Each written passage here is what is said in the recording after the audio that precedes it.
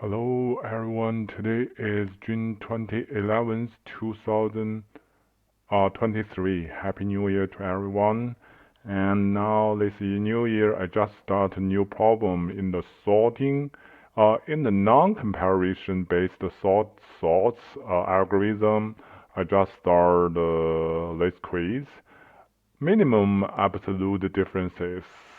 Given array of the distinct integers array, find all pairs of elements with the minimum absolute differences of any two elements. Return a list of the pairs in ascending order with respect to pair. Each pair A and B follows A and B are from the same array. A less than B. B minus A equals to the minimum absolute differences of any two elements in an array. Okay, example that will show you the 4, 2, 1, 3, and the output will be three pairs 1, 2, 2, 3, and 3, 4. That means the minimum absolute differences is 1, so that maybe this one or 2 minus 2, 2 minus 1, or 4 minus 3, or 3 minus 2. Okay, back to the example 2, that's only one pair has been, picked out. That means 1, 3, and the minimum absolute differences will be the 2. Similar to below, there will be the 4 minimum absolute differences. So that means minus 14 to 10, 19 to 23, 23 to 27. Okay, constraints. So constraint means the array's lines will be greater than 2 atoms to 100,000. Okay, the range is about minus 1 billion to positive 1 billion. Okay, that's the array. Analyze. So the algorithm, I try to figure out how I do non-comparison based sorting for that. I understand to get the minimum absolute differences, I have to do sort this array.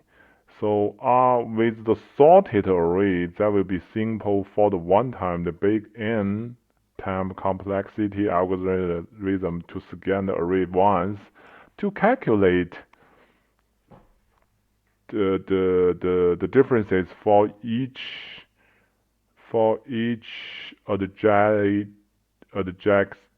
adject atoms. So once we got the smaller differences, we just mark that as 1, and stack down the current pairs to the output array. That will be the one-time scan. But for the first time, the sorting, I don't see I could do the sorting quick way with that, with the non-paired, non-comparison based sorting for that. Hmm. Hmm. Hmm. Hmm. Hmm. Hmm. Either. Okay, that will be. If I do the non-comparison sorting for this given array, that will be, I mean, slower than the quick sort. Yes, quick sort. Let me see. There will be the N. Okay, quick sort.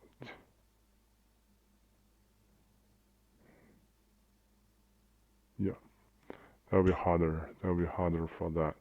So I decided the solution will be the quick sort to get the sorted array, and for the first time scan, I will compare the atoms pair to pair, ejected atoms pair to pair to calculate differences. Once I got smaller differences, I will reset the output array If not, if the equal one, I just stack the pair to the output array. If greater, I just ignore that pairs. And in the meanwhile, I will calculate the return column size. Yeah, that's pretty much for the analysis and algorithm I'm going to use.